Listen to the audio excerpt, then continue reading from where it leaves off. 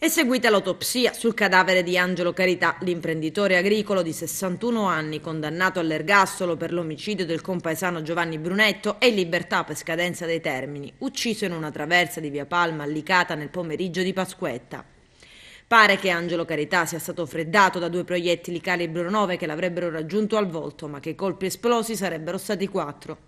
Carità era riuscito a mettere in moto l'utilitaria e stava facendo manovra quando i sicari l'avrebbero raggiunto e assassinato, ed in particolare gli investigatori hanno trovato la retromarcia inserita.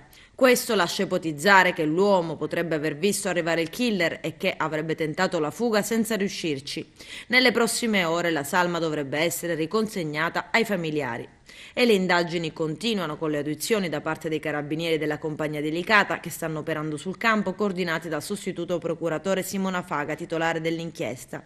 Al momento non risultano persone iscritte nel registro degli indagati. Numerosi amici e diversi conoscenti dell'uomo sono stati ascoltati per cercare di accumulare più informazioni possibili.